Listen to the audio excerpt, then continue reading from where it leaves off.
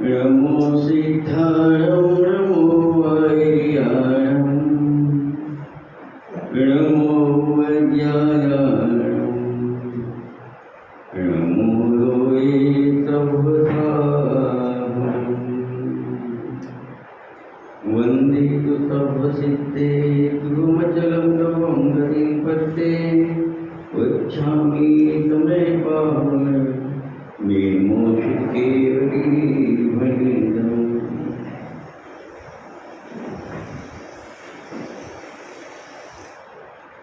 બરડ ક્ષેત્રના સમર્થ આચાર્ય શ્રી કુંકુમદેવ રચિત ગ્રંથાદિના સમયસાર ઉપર સ્વાધ્યાય ચાલે છે. એમાં આશ્રમ અધિકાર છે.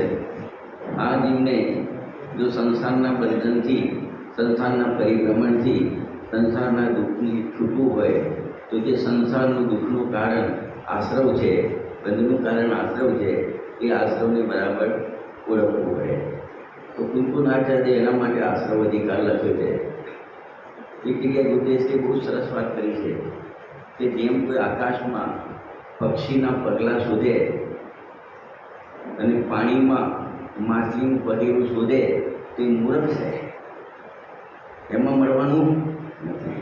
એમાં આશ્રમમાં રાગમાં આત્માને આત્માનું સુખ શોધે તો એટલો જ મૂર્ખ છે કે જેટલા પેલા ભાઈ મૂર્ખ છે. અત્યારે એમ કહે કે એક દ્રષ્ટિકોણ, આત્માને દેખવાનો તો દ્રષ્ટિકોણ કેળવાનું છે, સંવરને પણ દેખવાનો દ્રષ્ટિકોણ કેળવવાનું છે, નિજરાને પણ, મોક્ષને પણ દેખવાનો દ્રષ્ટિકોણ છે.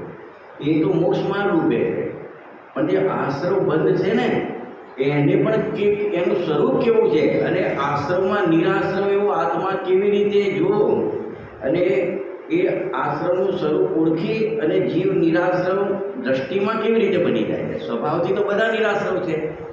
એ બંધનું સ્વરૂપ જાણી આત્મા તો અબંધ સ્વરૂપ જ છે, પણ એની દ્રષ્ટિમાં અબંધ કેવી રીતે થાય છે એ દ્રષ્ટિકોણ કેળવવાનું છે. અભ્યાસ કરીને દ્રષ્ટિકોણ.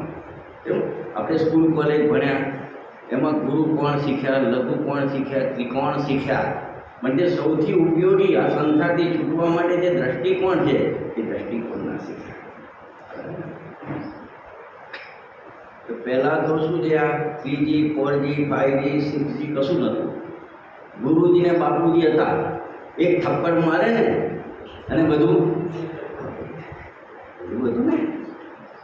અને જો એ બંધ થયું ને, છોટી વાગે વિદ્યા આવે, એ બંધ થયું ને તો જો અમદાવાદની સ્કૂલમાં કેવી ઘટના બની, સ્કૂલમાં અહીંયા બનતી હશે. પછી તો બધું બહાર આવ્યું, જ્યાં જ્યાં જે પ્રોબ્લેમ હોય એક જણે હિંમત કરે, બહાર પાડે, બધા બોલે કે ભાઈ અમને આ પ્રોબ્લેમ છે. ટીચર ઉપર તમે પાબંદી મૂકી, ગુરુ છે તો શું થાય? પછી છૂટો ડોર કોઈ કહેવાનું તો રહ્યું નહીં.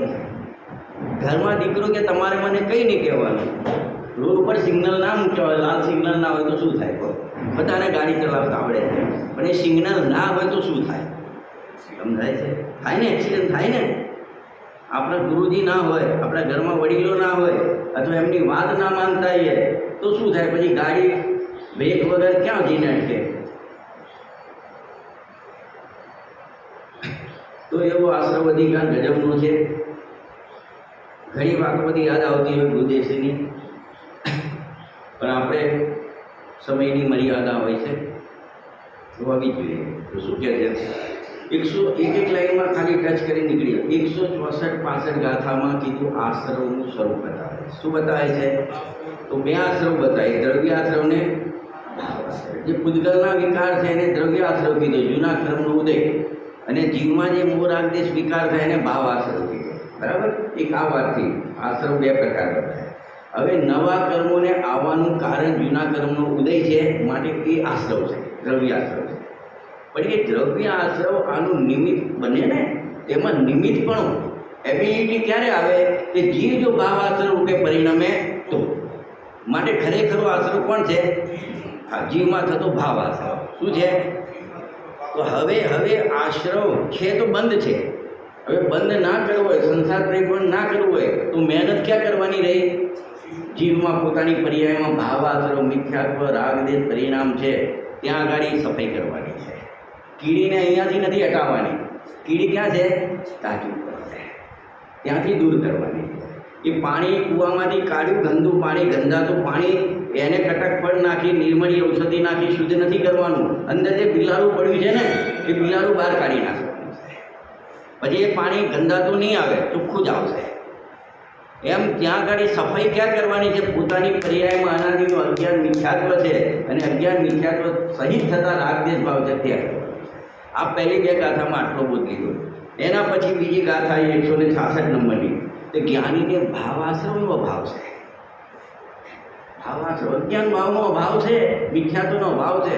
કેમ કે જ્ઞાની હંમેશા જ્ઞાનમય ભાવે પરિણામે છે. કેવા ભાવે પરિણામે છે? જ્ઞાનમય ભાવે પરિણામે છે.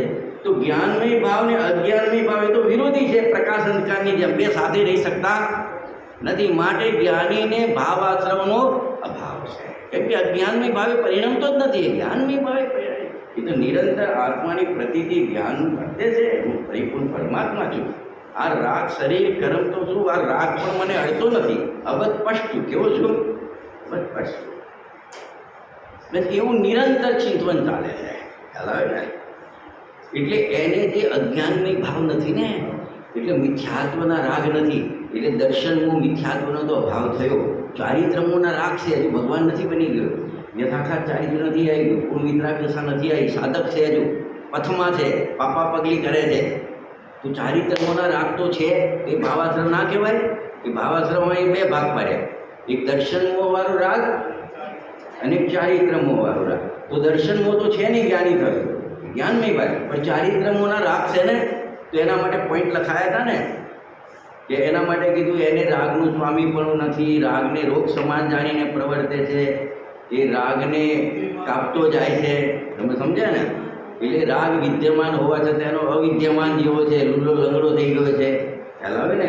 જેમ કોઈને લાખ રૂપિયા આપવાના હોય, તમે 99,999 આપી દીધા, 1 રૂપિયો બાકી છે. કોમ્પ્યુટર તો બોલ છે 1 રૂપિયો બાકી છે. એમ આ એક આશ્રવ તરીકે જુઓ તો એના જે રાગ છે એ આશ્રવ છે, ભાવાશ્રવ છે. જીવના રાગ છે, ભાવાશ્રવ. પણ એ પેલા 1 રૂપિયા જેવા છે. લેનાર ને દેનાર બંને કે આપણો હિસાબ શું થઈ ગયો?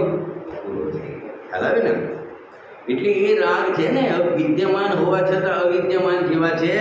અને એ રાગ છે ને એને સામાન્ય સંસારનો, અનંત સંસારનો બંધ કરાવતા નથી. જુઓ તો ખરા કેટલો મુક્ત થઈ ગયો. રાગ જે છે તો એ બંધ નહીં. વિચાર તો કરો, સમ્યક્તનો ચમત્કાર, જાદુ કેવો છે? જાદુ કેવો છે? પાવર કેવો છે કે સંસારમાં કોઈ પદાર્થની તાકાત નથી એને મોહિત કરે. રાગ આવે તો એ બંધાય નહીં. એના પછી 167 નંબરની ગાથા કીધી. ત્યાં એ સિદ્ધ કર્યું કે રાગ દેશ મોહ ભાવ છે ને, ઉત્થાનિકા ખાલી જોતા રહેજો તમે. કારણ કે હું તો 20 લાઈનમાંથી 2 લાઈન બોલી છે, બાકીનું તમને એટલું ફાટ નહીં જાય. ઉત્થાનિકા તો એ જ લેવી પડશે ને કે આ ગાથાનો વિષય શું છે, સૂચના ગાથાની, કે આ રાગદેશ ભાવ જ આશ્રવ છે એવો નિયમ કરે છે. એટલે નક્કી કરાવે છે, મગજમાં બેસાડે છે. તો ત્યાં દ્રષ્ટાંત આપ્યું કે જો જેમાં ચુંબક છે ને સોય છે, જે સોય એનો સંગ કરે ને એમાં ગતિ ઉત્પન્ન થાય. એમ રાગદેશ ભાવ છે જ્ઞાની અજ્ઞાની બધાને. પણ જે એનાથી સંગપણું કરે, શું કરે? સંગપણું કરે, એકતા કરે, રાગને વળગે, સ્વભાવને છોડીને રાગને વળગે, એને બંધ થાય. અને આ ચુંબક પાછળ તો પડ્યો છે, પણ જે સોય ગતિ નથી કરતી તો સ્વભાવ ઉભી રહે છે.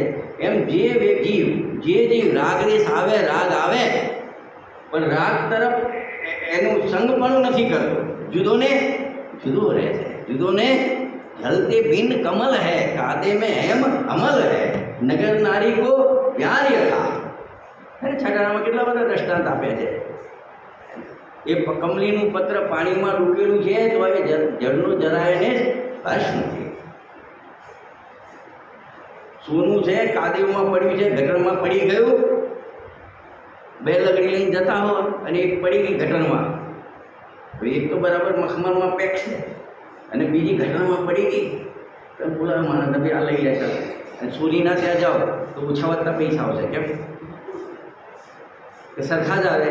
આ બી આ 10 ગ્રામની, આ 10 ગ્રામની છે, આ ગંદી છે અને આને સરસ પેકિંગમાં છે. કોઈ ફરક પડતો નથી, કોઈ ફરક. કાદે મેં હેમ અમલ હે. એ હેમ સોનું એવું ને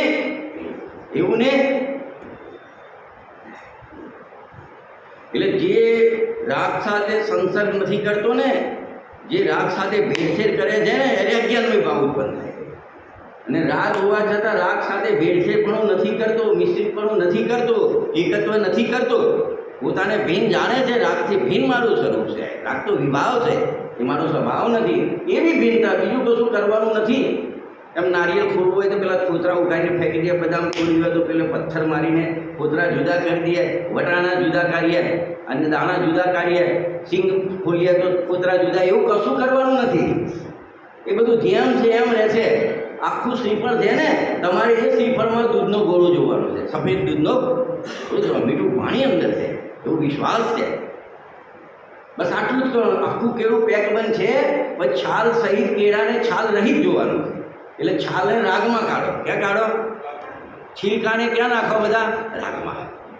એ છિલકા સહિત છે વસ્તુ, છિલકા રહિત જોવાની છે. થશે તો ખરા યોગ્ય વિધિ થતાં આગળ. અત્યારે તો એટલું જ્ઞાન શ્રદ્ધાન બરાબર ડટ છે કે આ છિલકા સહિત છે ને, આ નો કર્મનું છિલકું, દ્રવ્ય કર્મનું છિલકું, ભાવ કર્મનું છિલકું, અંદર શુદ્ધ ચૈતન્ય ધાતુની મૂર્તિ, આ બધું પેક હોવા છતાં હું એ ત્રણેયથી દ્રવ્ય કર્મ, ભાવ કર્મ, નો કર્મથી ભેદ છું. એટલું જ્ઞાન શ્રદ્ધાન. એ જ્ઞાન શ્રદ્ધાન કરે નથી, દ્રવ્ય કર્મ સાથે એકત્વ કરતો નથી, ભાવ કર્મ સાથે એકત્વ કરતો નથી, નો કર્મ સાથે એકત્વ કરતો, જુદો ને જુદો રહે છે. પાણી ઉપર તરતો ને, જેમ પાણીમાં ખાંડ નાખો તો ભળી જાય, ઓગળી જાય, અને તેલનું ટીપું નાખો, ઉપર ઉપર કરે, ઉપર ઉપર કરે, ઉપર ઉપર કરે. આખું કરસ મૂક્યું. અમને ચંદ્રાચાર્ય કરસ મૂકી દીધો. તમારા સિદ્ધાર્થ જે જતો કરસ મૂકી દીધો. બસ આ એની તાકાત છે.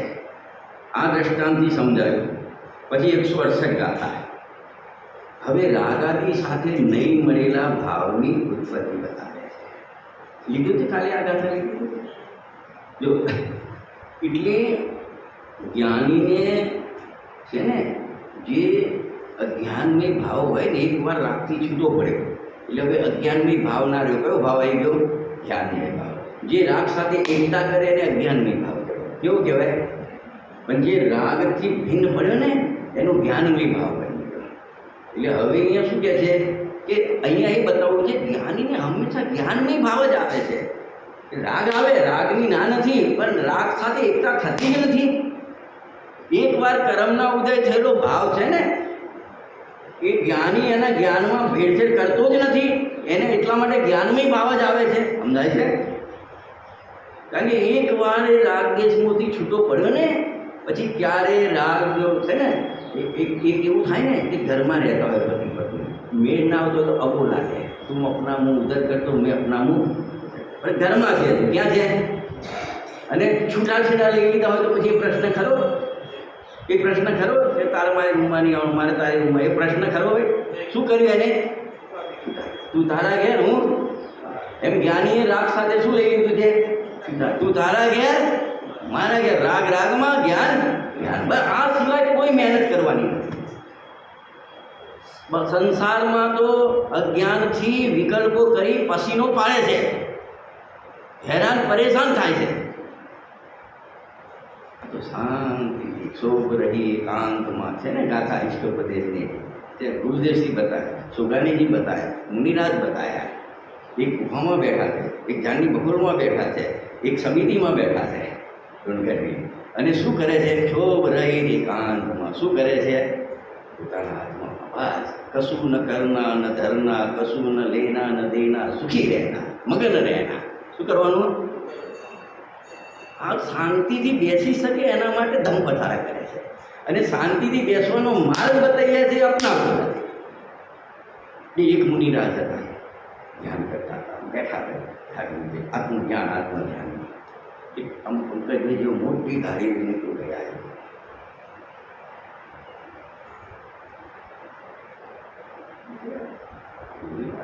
બેઠા હું જરાક ચરણ સ્પર્શ કરું, ચરણ પછી મુનિરાજે જોયું, ઓ સાધુ સંતે, ઓ ભાઈ ક્યાંથી આવો છો?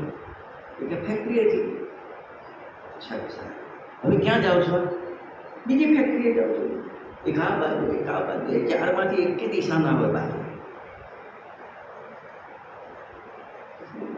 मुनिराज के फैक्ट्री से आए हो, फैक्ट्री पे जा रहे हो, इतनी दौड़धाम क्यों करते हो भाई?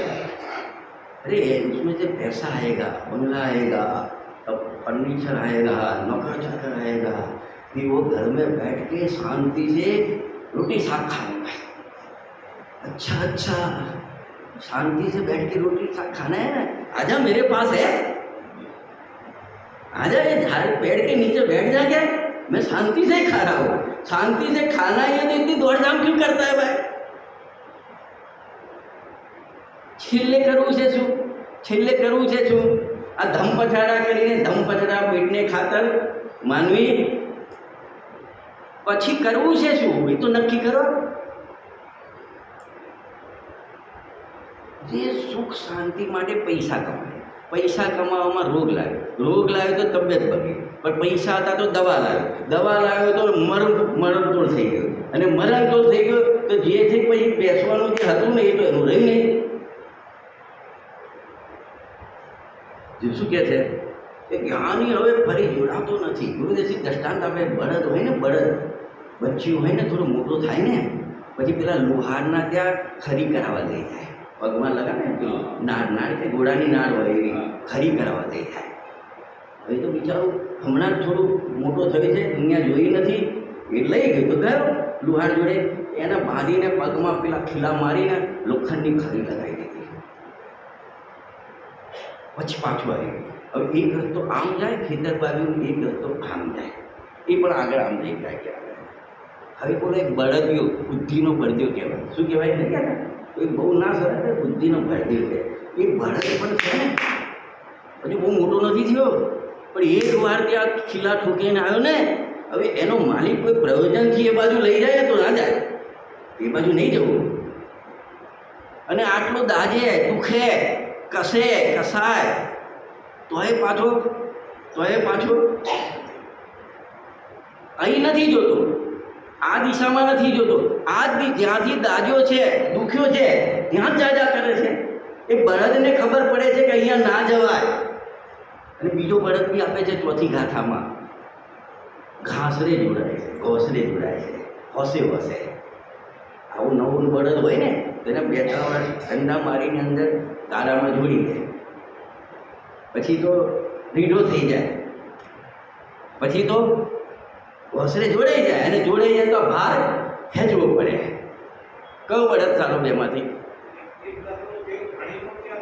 હે શાનું? હા ગાડીમાં તેલ પીસવા. હવે આપણે કયા બળદ છીએ એ નક્કી કરવાનું. એવું ના હોય બળદ કીધું એટલે બધા ભગવાન આત્મા હોય જ્ઞાનીના માટે. જ્ઞાનીને ગધા કીધું. બકરી હોય ઘાસ ખાય ને ઉપરથી ખાય, ક્યાંથી ખાય? અને ગધો ખાય ને ગધો તો મૂળમાંથી ઉખાડી દે. જ્ઞાની ગધા જેવું છે. આ મિથ્યાત્વને મૂળમાંથી ઉખેડીને ફેંકી દે. ગધા ધારણ કરનાર, ગ એટલે જ્ઞાન, ધા એટલે ધારણ કરનાર. જે ધારણ કરનાર છે તો જ્ઞાની છે. શું કહે છે કે પછી સમજાવે છે, ફરી એ બાજુ જોતો નથી, જતો નથી, એ બળદ જતો નથી. આ બળદથી પણ ગયો કે જે દ્રષ્ટાને જેમ એકવાર ડાળ ઉપરથી છૂટું પડ્યું ફળ, પછી એને લગાવવું હોય ટીટા સાથે તો જઈ થાય ના થાય, એમ જ્ઞાની એકવાર રાગથી છૂટો પડ્યો, એ કર્મના ઉદયથી થતો ભાવ છે એનાથી છૂટો પડ્યો, પછી એ ભાવમાં પોતાનું જોડાણ કરતો. સાહેબ મિથ્યાત્વના રાગ ના હોય પછી બીજા રાગ તો હોય છે ને, એને ચારિત્રના દોષવાળા રાગ તો હોય છે ને, તો કે એમાં એનું થોડું જોડાણ થાય છે, પણ એમાં અલ્પ બંધ થાય. જોડાણ બી થોડું તો બંધ પણ થોડું, એને ગણવામાં આવતો એને એ નથી ગણતા, એને તો નથી, રાગ જોડે જોડાણ નથી, એમ જ કહી દીધું. ખ્યાલ આવે ને? કેમ કે જ્ઞાની નિરંતર હું અબદ્ધ છું, અનન્ય છું, નિયત છું, અવિશેષ છું, અસહ્ય છું, આ પર્યાયોથી પાર હું સ્વયં ભગવાન છું, હું પ્રમતે નથી, અભ્રમતે નથી, આ જ્ઞાન દર્શન ચારિત્રના ભેદરૂપે પણ હું નથી, એમ એક જ્ઞાયક ભાવ ટંકોત્કીળ એક જ્ઞાયક ભાવ હું છું. એ નિરંતર એનું પરિણમન ચાલુ છે. એટલે નિરંતર એનું પરિણમન ચાલુ છે ને, એટલા માટે એને જે મિથ્યાત્વની સાથે રહેવાવાળી 16 પ્રકૃતિઓ અને અનંતાનુમતિ સાથે રહેવાની 25 પ્રકૃતિઓ, જે મૂળ સંસારનું કારણ છે, અનંત સંસારનું કારણ છે, અનંત દુઃખનું કારણ છે, એ પ્રકૃતિનો બંધ એને થતો જ નથી. અલ્પ બંધ કીધું ને, તો આ મૂળ છે તો નીકળી ગયું. એ મૂળ પ્રકૃતિઓ અને બીજી 2 આહારક દ્વિ પ્રકૃતિ 8મા ગુણાત્મકથી આગળ બંધાય છે, આહાર શરીર અને આહાર એ વગેરે. તો ટોટલ એને 25, 16, 25 ને 2 43 પ્રકૃતિનો બંધ થતો જ નથી. ચોથામાં છે ત્યારે એ જ્ઞાનીને આગળ જતા થાય આહારક વાળો, બરાબર, એને થતો નથી. જે ટોટલ 120 પ્રકૃતિ બંધ જેવું છે 148માંથી, એમાંથી 43નો થતો નથી. તો સાહેબ 43 નથી થતી, પણ 77 તો થાય છે ને. એ 77 છે ને સામાન્ય સંસારનું કારણ નથી. એ કેવી છે ખબર છે? કે આમ મૂળ કાપી નાખેલું ઝાડ હોય, મૂળ નીચેથી કાપી નાખ્યું છે, પછી ઝાડ છે, એના ઉપર લીલા પાંદડા છે, એના જેવી છે, સુકાઈ જાય છે. શું થાય છે? સુકાઈ જાય છે. હવે 169 અત્યાર સુધી જ્ઞાનીને અજ્ઞાનીને બંધ થાય છે પહેલી 2 ગાથા, પછી જ્ઞાનીની ગાથા 165 થી 168 સુધી.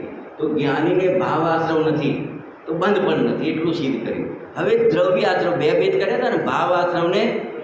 હવે એ વાત આવે છે 169માં કે જ્ઞાનીને દ્રવ્ય આશ્રવનો પણ અભાવ છે, એટલે પછી એને નિરાશ્રવ કહેવાય. નથી ભાવાશ્રવ, નથી દ્રવ્યાશ્રવ. તો ભાવાશ્રવ કેમ નથી? એના 2 ભાગ પડ્યા. એક દર્શનમો વાળો ભાવાશ્રવ નથી, ચારિત્રમો વાળો ભાવાશ્રવ છે, પણ એને ગણવામાં આવતો નથી, એટલે ભાવાશ્રવ નથી એમ કીધું. તો સાહેબ દ્રવ્યાશ્રવ તો છે ને, દ્રવ્યાશ્રવ તો છે ને, એ નથી. જા એવું કેવું નથી? તમે કીધું કઈ રીતે માની લઈએ?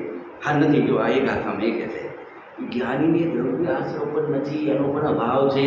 તમે ઉત્ખાનિકા જોશો તો લાઈન મળશે. કેમ? જો જે જ્ઞાનીએ એક પૂર્વે કર્મો બાંધ્યા છે, ક્યાં પડ્યા છે? સત્તામાં પડ્યા. કાલે બતાવ્યું ને, અબાધાકાલ ને ઉદયકાલ. અત્યારે અબાધાકાલ ચાલે છે, એટલે સત્તામાં છે. અબાધાકાલ પૂરો થાય એટલે ઉદયકાલ ચાલુ થાય. શું થાય? ઉદયકાલ ચાલુ. તો એ કર્મો સત્તામાં પડ્યા છે. દ્રવ્ય આશ્રવો કર્મો બધા ક્યાં પડે છે? સત્તામાં પડ્યા છે. હવે સત્તામાં પડેલા કર્મો છે ને, જેમ એક સિંહ તમારી સામે તરાપ મારે છે તો તમને ઓડિયો કરી જશે, અને તમે ક્યાંક નીકળ્યા છો, સિંહ તો છે સામે પણ સૂતો છે. કેવો છે? સૂતો. તમને કોઈ પ્રોબ્લેમ ખરો એનાથી? જ્યાં સુધી એ જાગે નહીં અને તમારું કંઈ નુકસાન, ત્યાં સુધી કોઈ પ્રોબ્લેમ નથી. સૂતો છે, કોઈ પ્રોબ્લેમ નથી. છોકરાની કે આખો કે તોફાન કરે, નાના નટકટ હોય તો, પણ એમ કે એની મમ્મી કે આમ 2 કલાક સૂઈ જાય તારે મારે બધું કામ કરી લેતા, બાકી તો તાકાત નથી તમને કંઈ કરવા દે. તો આ બધા દ્રવ્ય આશ્રમો છે ને, બધા સત્તામાં પડેલા કર્મ, એ કેવા છે? સૂતા છે. કેવા છે? એટલે અહીંયા એના માટે દ્રષ્ટાંત આપ્યું, માટીના ડેફા જેવા છે. કેવા છે? જેમ નીચેથી પથ્થર લઈને કોઈને મારો તો નુકસાન પહોંચાડે, પણ જોડે માટી ખોદી હોય ને એક ડેફું હોય, એ ડેફું મારો તો ખંખેરી નાખ્યું, વાત બધી, કોઈ નુકસાન પહોંચાડે. એમ એ દ્રવ્ય આશ્રવો, એ કર્મો પૂર્વે જે બાંધ્યા છે, એ સત્તામાં પડ્યા છે, માટીના ડેફા જેવા છે, એ કોઈ જીવને નુકસાન પહોંચાડતા. એક વાત. બીજી વાત, જયસેનાચાર્યએ કીધું કે એ ઉદ્ગલ છે, ઉદ્ગલ સ્વભાવવાળા છે. કર્મનો સ્વભાવ શું? આ જ્ઞાનાવરણની આ જ કર્મનો સ્વભાવ કયો? ઉદ્ગલ સ્વભાવવાળા છે. અને તું ચેતન સ્વભાવવાળો છો, તો બેમાં સ્વભાવથી જ ભિન્નતા છે. અમૃતચંદ્રાચાર્યએ કીધું કે જે નવા કર્મો બંધાય છે ને, બંધાયા ને, તો એને કોની જોડે બંધાયા? કોની જોડે બંધાયા? એને સંબંધ કોની જોડે કર્યો? તો કે જે જૂના કર્મો એની જાતિના પડ્યા હતા ને, જેમ ભાઈઓ આવે તો કઈ બાજુ જશે? આ બાજુ. બહેનો આવે તો કઈ બાજુ જશે? જે બહેનો બેઠી હોય ત્યાં. ભાઈઓ ક્યાં જશે? જે ભાઈઓ બેસે ત્યાં. બાળકો ક્યાં ભેગા થશે? જે બે ચાર બેઠા હોય ત્યાં. એમ જે નવા કર્મો આવ્યા ને, કારણોના પરમાણુ આવ્યા હતા ને, અને પછી બંધાયા, સત્તામાં પડ્યા છે, એ કોની જોડે સંબંધ રાખે છે? કે જૂના કર્મો કારમાન વર્ગના અકર્મના પરમાણુ કર્મ રૂપે પરિણામ એની જોડે સંબંધ રાખે. ચોથી પાંચમી લાઈન મળશે તમને ટીકાની. જીવ સાથે નહીં. જીવ તો જે ક્ષેત્રમાં એ પરમાણુ આવ્યા, બે કે બેથી પરમાણુ ભેગા થાય એને બંધ કહેવાય. તો પરમાણુ જોડે બંધાયા છે, જીવ સાથે નહીં. તો જીવ સાથે બંધાય એમ કેમ કહેવાય છે? કે જે આકાશના ક્ષેત્ર ઉપર, એક ક્ષેત્ર વગર સંબંધ, જે ક્ષેત્ર ઉપર આત્માના પ્રદેશો હતા ત્યાં જ જૂના કર્મ હતા એના પ્રદેશ, અને નવા એ ત્યાં જ આવ્યા. તો એમ કહેવાય કે જીવે કર્મ. આટલી વાત થઈ. હજુ જુઓ, અકિંચિત કર, એનું મિનિંગ થોડું જોઈએ. અકિંચિત કર, ત્યાં બહુ સરસ વાત કરી છે જયસન આચાર્ય કે તમે ઝેર છે, હલાહલ, હો હલાહલ, આમ શેર અડી જાય ને જીભ ઉપર અડી જાય તો શું થાય? મરણ થઈ જાય. પણ એ ક્યાં લીધું, ક્યાં રાખેલું છે? મુઠ્ઠીમાં રાખેલું છે. જ્યાં સુધી આમ આ ટીકામાં ને આત્મખ્યાતિ ટીકામાં નથી. આ જયસન આચાર્યની તાત્પર્ય વૃત્તિ ટીકા છે. આ તો અમૃતચંદ છે એમાં લીધું છે કે મુઠ્ઠીમાં રાખેલું હલાહલ વિષ બને તો પ્રોબ્લેમ ખરો? કેમ? એ કંઈ નુકસાન ના પહોંચાડે. જીવ ઉપર અડે તો. અત્યારે આ પ્લગ છે ને બધા, એમાં કરંટ હોય કે ના હોય? કોઈ પ્રોબ્લેમ ખરો? પ્રોબ્લેમ ક્યારે થાય? બહાર વરસાદ ધામધોકાર 3 દિવસની આગાહી છે, બહુ આવે, તમે પલળવાના કોઈ પ્રોબ્લેમ ખરો? ના. ક્યારે પલળો? તો સત્તામાં પડ્યા છે ને ત્યાં સુધી તો કોઈ પ્રોબ્લેમ નથી. માટીના ઢેપા જેવા છે, એ જળ પૂતગલ સ્વાભાવિક છે. ને અને એ તમને અકિંચિત કરશે, એટલે કંઈ પણ તમને નુકસાન કરવા માટે કિંચિત માત્ર પણ કાર્યકારી નથી. અકિંચિત કરવો શું? તમને નુકસાન પહોંચાડવા માટે કિંચિત પણ કાર્યકારી નથી. આ જ વાતને ગુરુદેવજીએ પણ કીધું છે એમના પ્રવચનમાં કે સુખ અધિકાર પ્રવચન સારું 67 નંબરની ગાથા કે આત્મા સ્વયં સુખ સ્વભાવવાળો છે. કેવો છે? સ્વયં સુખ સ્વભાવવાળો છે અને સ્વયં સુખને પ્રાપ્ત થાય છે. તો એના માટે આ 5 ઇન્દ્રિયના વિષયો અકિંચિત કરશે. સુખ આપવા માટે કેવા છે? અકિંચિત કરશે. તમારા ઘરમાં ટીવી હોય, વોશિંગ મશીન હોય, જે કંઈ એ બધું હોય તો તમારે કોઈના ત્યાં જવું પડે? કોઈના ત્યાં જવું પડે? ના જવું પડે. એના તે બધું હોય પણ એ મારા માટે કોઈ કામનું નથી. એમ આ આત્મામાં સ્વયં સુખ સ્વભાવવાળો છે. તો આ બધા સુખ છે એ અકિંચિત કરશે. એ પોતાના અંદર જઈને પોતાનું સુખ ભોગવે છે. આ બધું કંઈ એને સુખ આપી શકતા નથી. આ જ્ઞાનીની દ્રષ્ટિ. અજ્ઞાની તો એમાં સુખ માનીને દોડે છે, હરણિયાની જેમ દોડે છે. અહીંથી મળી જશે, અહીંથી મળી જશે. જ્ઞાની માટે અકિંચિત કરશે. કિંચિત પણ સુખ માટે કાર્યકારી નથી. એ જાણે છે કે આ મને સુખ આપી શકવાના નથી. ખ્યાલ આવે ને? આગળ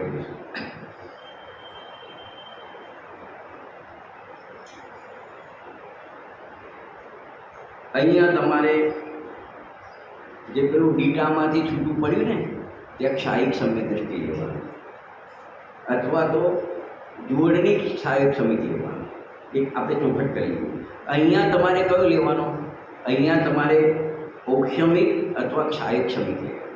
પેલું જોડણી વાળો નહીં, નોર્મલ ક્ષાયિક સમિતિ જે છૂટે એ ભાવ અહીંયા લેવાનો. હવે 170 નંબરની ગાથા. 170 નંબરની ગાથા. 70, 71, 72 3 ગાથાનું કનેક્શન છે. 70, 71, 72 જો કનેક્શન કઈ રીતે છે જોઈએ. જ્યાં જઈએ ને અમે કોઈ પણ અધિકાર લીધો હોય કે ગાથા પણ લીધી હોય તો અમને એમ હોય કે આમ થોડું બધાને થોડું ખોલીને સમજાય જાય. નવી લાઈન આવે, શબ્દ અર્થે. અને જેમ 2-5 અભ્યાસો હોય ને એમને એવું હોય કે તમે આ બધું જ સમજાય કરો. કેમ કે નવા નવા વિષય છે એ બધું સમજાય તમને. એટલે અમારું શું છે કે અમારું માઇન્ડ કન્ફ્યુઝનમાં રહે, એટલે ને કે શું કરવું હવે. તમે સમજ્યા ને, બે પ્રકારના શ્રોતા છે, બંને રુચિવાળા છે, બંનેને કામ કરવું છે. એવું નથી કે એમને એમ ટાઈમ પાસ કરવા એને બેઠા છે. પણ હવે દરેકની હાઇટ ઓછી વધતી હોય ને, અભ્યાસ વગેરે કોઈનો ઓછો હોય કોઈનો વધારે હોય, સમજવું બંનેને છે. પણ અમુક વસ્તુ જે ખોલવામાં આવે ને અઘરી લાગતી હોય અમુક વ્યક્તિને, તો આપણે સરળ કરતા એ એના માટે સરળ હોય. એને એવું લાગે કે આગળ જાય તો સરળ, આની આગળ શું આવશે, 180 ગાથા પતી જાય તો દરેક જગ્યાએ અમને સૂચનો આવે. એટલે અમે એમને કોઈ 2-3 જણા કીધું હોય એટલે આમ મને એમ થાય કે ખેંચવું કે થોડું આગળ વધવું. એમ ખેંચવું એટલે ખ્યાલ આવે ને, આમ થોડું એક શબ્દ ખોલવા કે આગળ વધવું. જો હવે આ 3 ગાથાને તમે સમજો, બહુ સિમ્પલ ગાથા છે, બહુ સિમ્પલ ગાથા. આપણે વાંચી લઈશું 170 ગાથા.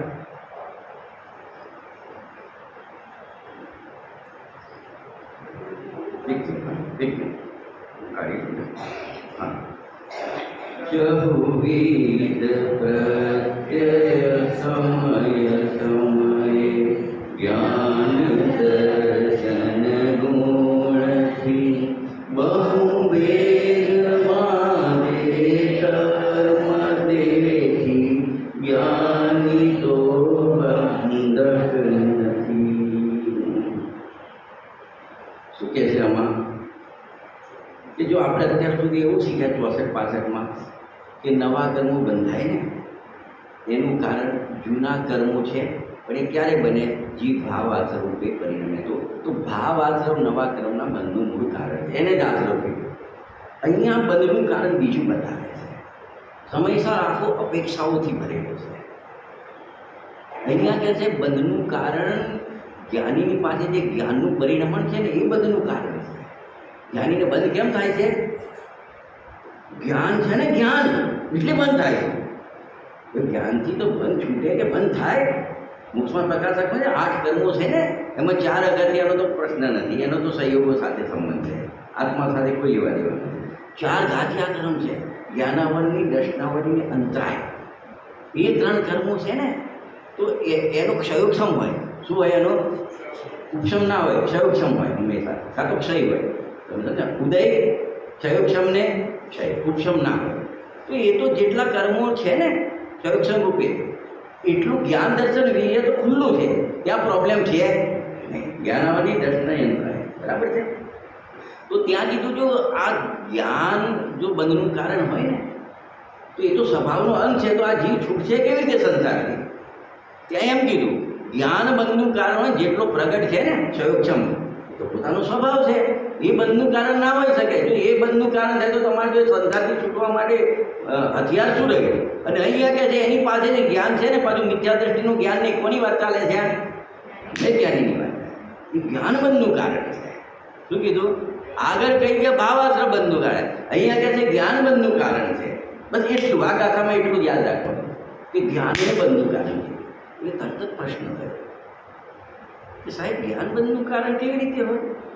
જ્ઞાન તો છૂટવાનું સાધન છે સંસારથી, અને આનું તો સમ્યક જ્ઞાન છે. કયું જ્ઞાન છે પાછું?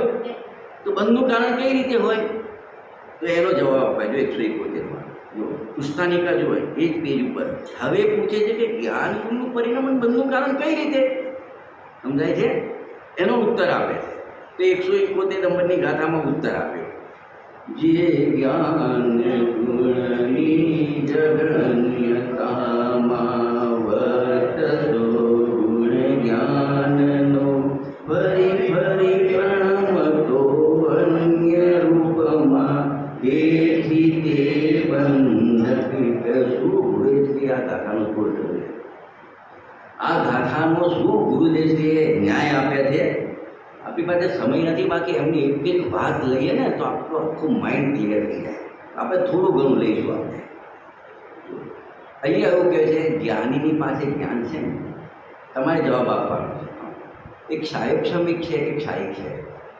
જ્ઞાની એટલે છદમત લેવાનું. કયું લેવાનું? છદમત. કેવડી નથી લેવાના. કેવડીને પણ જ્ઞાની કહે. એની પાસે જ્ઞાન ક્ષાયોક્ષમિક રૂપે છે કે ક્ષાયિક રૂપે છે? ક્ષાયોક્ષમિક રૂપે. ક્ષાયિક ને ક્ષાયિકમાં શું ફરક હોય સમજો? ક્ષાયિક જ્ઞાન પૂર્ણ હોય અને ક્ષાયિક જ્ઞાન અપૂર્ણ હોય, અલ્પ હોય. આટલું ક્લિયર? આટલું હવે શું થાય છે કે આ એની પાસે છાયોક્ષમિક જ્ઞાન છે ને, એ એક સમયે એક જીવ ઉપર જ ટકે, અંતર્મુહૂર્ત. પછી અંતર્મુહૂર્તમાં એને વૃત્તિ પરિવર્તન થાય. શું થાય? તો બે ક્રિયા સાથે ચાલે. એક આ છાયોક્ષમિક જ્ઞાન, એક છાયિક જ્ઞાન. એમાં ગ્રપ્તિરૂપ ક્રિયા, ગ્રપ્તિ એટલે સમજાય, ડપતી, જાણવું, આત્માને જાણવું, જાણવું, જાણવું, સ્વપનને જાણવું. એ ગ્રપ્તિ ક્રિયા તો બંનેમાં છે. કોનામાં છે? અધૂરું જ્ઞાન હોય કે પૂર્ણ જ્ઞાન હોય, જાણવાની ક્રિયા બંધ થતી નથી. ગ્રપ્તિ ક્રિયા તો બંનેને છે. એક બીજી એક પરિવર્તન ક્રિયા. શું કીધું? જ્ઞાન અપૂર્ણ છે, એક એને જાણ્યું, અંતર્મુહૂર્તમાં બીજાને જાણશે. પછી પાછું જ્ઞાન નહીં ટકે તો ત્રીજાને જાણશે. એને કહેવાય પરિવર્તન ક્રિયા. જ્ઞાનની કઈ કહેવાય? આવું ક્યાં સુધી? ગ્રપ્તિ ક્રિયા તો અપ ટુ એન્ડ સુધી, પણ આ પરિવર્તન ક્રિયા છે ને, એ ક્યાં સુધી?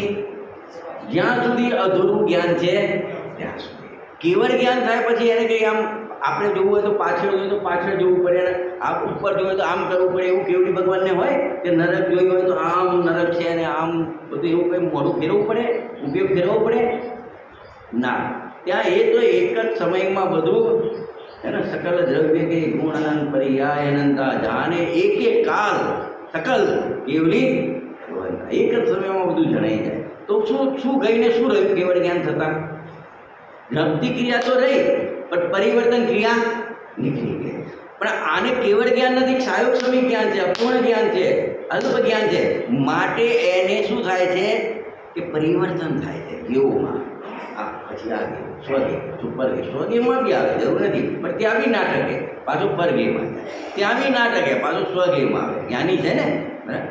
તો એમાં જેટલો ગે વ્યક્તિ પરિવર્તન થાય ને, તો રાગ થાય છે. શું થાય છે? રાગ થાય છે. હવે રાગ એ આશ્રવ છે, ભાવ આશ્રવ છે. તો ખરેખર તો આ રાગ છે એ બંધનું કારણ છે. આવું બધું ક્યાં સુધી? લાડવા બને ત્યાં સુધી. યાદ આવ્યું? દ્રષ્ટાંત યાદ આવ્યું? આવું બધું ક્યાં સુધી?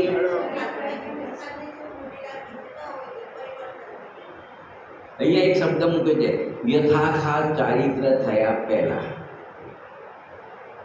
યથાખાત ચારિત્રથી નીચે તમને શબ્દ મળશે ટીકામાં. યથાખાત ચારિત્રથી નીચે. યથાખ્યાત એટલે ગુણ વિતરાગ દશા, એના બે ગુણસ્થાન છે, 11મું ને 12મું. નીચે લીધું ને એટલે 12મું નહીં લેવાય, કારણ કે 12માં તો ઉપર જાય. 11મું લઈએ તો 11થી નીચે. યથાખાત ચારિત્ર 11માં આવે, એનાથી નીચે કયું આવે? 4થું, 5મું, 4થાથી 10મું. ત્યાં આગળ ગ્રપ્તિ ક્રિયાની સાથે ગ્રપ્તિ પરિવર્તન ક્રિયા છે, એટલે એને રાગ થાય છે. શું થાય છે? કાં તો સવિકલ્પ દશામાં બુદ્ધિપૂર્વકનો પરગેને બનાવે છે, અને સ્વગેને એ બનાવે તો અબુદ્ધિપૂર્વક, પણ રાગ એને ઉત્પન્ન થાય છે. અને રાગ બંધનું કારણ છે. શું બંધનું કારણ છે? તો સાહેબ તમે જ્ઞાનનું પરિણમન કીધું ને, અરે જ્યાં સુધી યથાખાત ચારિત્ર થતું નથી ને, ત્યાં સુધી એને આવા રાગ હોય છે. તો રાગ જ બંધનું કારણ છે. પણ એ જ્ઞાનનું જગન્ય પરિણમન. કેવું પરિણમન? અલ્પ પરિણમન, છાયોક્ષમિક પરિણમન. અને રાગને અવિનાભાવ સંબંધ છે. કેવો છે? એટલે થાય તો રાગથી બંધ, પણ એની સાથે જ્ઞાનનું જગન્ય પરિણમન છે. તો જ્ઞાન ઉપર ઉપચાર આપીને વ્યવહારથી કહી દીધું કે જ્ઞાનનું જગન્ય પરિણમન બંધનું કારણ છે. સમજાય? 172 ગાથા. હા, ચોથાથી લઈને 10મા સુધી રાગ હોય કે ના હોય? છઠ્ઠામાં રાગ હોય કે ના હોય? 7મામાં હોય? ગુણ વિતરાગ દશા થઈ જાય કે જેના અંતર્મુહૂર્તમાં કેવળ જ્ઞાન આવે, એવું થઈ જાય. છઠ્ઠામાં, 5મામાં, 4થામાં મુખ્ય રૂપથી, છઠ્ઠામાં તો વિકલ્પ રૂપ જ લેવાનું, ત્યાં નિર્વિકલ્પ દશાનો પ્રશ્ન છે. 4થા, 5મામાં મુખ્ય રૂપથી વિકલ્પ દશા લેવાની. કઈ લેવાની? અને 7માંથી 10મા સુધી નિર્વિકલ્પ દશા લેવાની. તો જે વિકલ્પ દશા છે એમાં બુદ્ધિપૂર્વકનો રાગ છે, અને નિર્વિકલ્પ દશા છે ત્યાં અબુદ્ધિપૂર્વકનો રાગ છે. અને રાગ બંધનું કારણ છે. રાગ છે ને બુદ્ધિપૂર્વક અબુદ્ધિપૂર્વક, તો તમારી અપેક્ષા છે. આમાં 3 અપેક્ષા ખોલી છે પંડિત જયચંદજી છાબડા સાહેબે. એક રાજમલજી પાંડે બુદ્ધિપૂર્વક અબુદ્ધિપૂર્વકનો અર્થ કર્યો. मतलब एक श्रद्धा अपेक्षा है बुद्धिपूर्वक बुद्धिपूर्वक, एक ज्ञान अपेक्षा है बुद्धिपूर्वक बुद्धिपूर्वक, एक चारित्र अपेक्षा है बुद्धिपूर्वक કે તમે લાંબુ છે મેં કીધું ને પછી એ લેવા જઈએ તો આગળ નહીં જવાય. અને એટલે અત્યારે થાય એટલું રાખો, સિમ્પલ. અત્યારે કેટલું તમારે આમ રિસેપ્શનમાં ગયા છો ને, હજુ ખાવાનું ચાલુ નથી કરવાનું, તમે બધા કાઉન્ટર ચેક કરતા બધા ફલાણું કયું છે ને આ કયું છે ને. અત્યારે તમારે શું કરવાના છે? ખાલી કાઉન્ટર ચેક કરવાને. પછી આમ હપ્પો તો ક્યાં કરવાનો? આમાં મારી પસંદગીની કયું કાઉન્ટર છે, પછી ત્યાં જઈને જામી જવાનું. પછી પેટ ભરીને પહેલાં શું કરવાનું? બધું કાઉન્ટર ચેક કરવાનું. એવું હોય ને. પછી ક્યાં ઊભા રહે? જેને પાણીપુરી ભાવતી હોય ને એ જો બધું જોશે ને, કોઈ પાણીપુરીના કાઉન્ટર ઉપર ભલે દાંત ના હોય મોઢામાં તો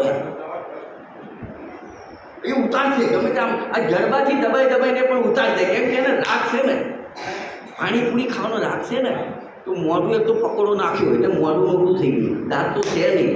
દાંત વચ્ચે દબાય એનો સ્વાદ લઈને પણ ઉતારશે. એમાં આપણે પણ શું કરે? ગુરુદેવ એક સરસ શબ્દ બોલે છે અહીંયા, આ કાતરી છે. શું છે? કાજુ કાતરી કેવી રીતે ખાઈ જાઉં?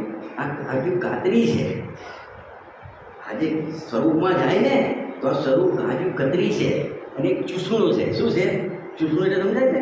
અમુક આપણે દવા લઈએ ને, બીપીની ગોળી, ડાયાબિટીસ, તો શું કરો છો? સીધી ઉતારી દો અને પેલી પીપરમીન્ટ આવે છે, આમ મૂકીને ચૂસા કરો. એમાં ચૂસણું છે. શું છે? ચૂસણું છે. આમાં છે ગુરુદેવના પ્રવચન. મારે તો બધું કાઢીને બતાવવું પડે, ટાઈમ ના હોય ને આપણને, મતલબ સમય પ્રમાણે ભાવ સમજાઈ જાય બહુ થઈ ગયું. શું કહે છે? એટલે આટલું કીધું. હવે 172 કે સાહેબ જ્ઞાન ગુણ બંધનું કારણ તો છે, તો જ્ઞાનીને બંધ થાય છે. તમે કીધું જ્ઞાની નિરાશ્રવ છે. આ તમારી બે મોઢાની વાત અમને સમજાતી નથી. તો કે અમે છે ને અહીં બંધ એટલા માટે બતાવીએ છીએ કે ચોથા ગુણસ્થાને બંધ નથી એમ કીધું. આશ્રવ નિરાશ્રવ કીધું એટલે બંધ નથી એમ કીધું. એ સામાન્ય ચોથાની અપેક્ષા છે. અહીંયા અમે હવે ચારિત્રની અપેક્ષા કરી. એ ચારિત્રનો રાગ છે ને. અચ્છા, આ બાજુ રાગ છે તો બંધ છે, રાગ આશ્રવ છે તો બંધ છે, અને આ બાજુ એને દર્શન જ્ઞાન ચારિત્ર તો પ્રગટ થયા છે ને, પણ પૂરા નથી થયા. સાયોક્ષમિક રૂપે છે. જ્ઞાન દર્શન ચારિત્ર બધું કેવું છે? સાયોક્ષમ રૂપે છે. એટલે એ પૂર્ણ કરાવવું છે ને. એટલે જો એમ કહેજો તને આશ્રવ નથી ને બંધ નથી તો એટલો જ મોક્ષ મળી ગયો એવું થશે. એવું ના થાય એટલા માટે આગળની ગાથા નથી. આગળની ગાથા 172 નંબરની ગાથા વાંચી લઈએ. જો છે આપણી જો 4-5 મિનિટ. ચારિત્ર દર્શન જ્ઞાન જેથી ધન્યવારે પરિણમે, તેથી જ જ્ઞાની વિવેદ ભૂતગળ કર્મથી બંધાય છે. સમજાયું? આ બે બાજુ, આ બાજુ જ્ઞાનને બંધનું કારણ કીધું હતું, આ બાજુ રાગ છે, અવિનાભાવ છે. જ્યાં સુધી રાગ છે ત્યાં સુધી જ્ઞાન નહીં, સાથે દર્શન ચારિત્ર બધું જગતને રૂપે છે. એટલે હવે પૂર્ણતા સુધી લઈ જવો છે. કોઈ એમ ના માની લે કે આટલું થઈ ગયું એટલે કામ પતી ગયું. અરે ગુણસ્થાનનો તો એવો ક્રમ છે ને કે અનાદિનું મિથ્યાત્વ હોય ને, જાય ને સમ્યક તો આવે ને, તો કોઈ અટકી ના જાય ને. એટલે આગળ અવિરત શબ્દ મૂક્યો. કયો મૂક્યો? ચોથા ગુણસ્થાનનું નામ શું છે? અરે તને સમ્યક તો થયું પણ અવિરત છે, પાપોથી વિરત નથી. તારે આગળ વધવાનું છે.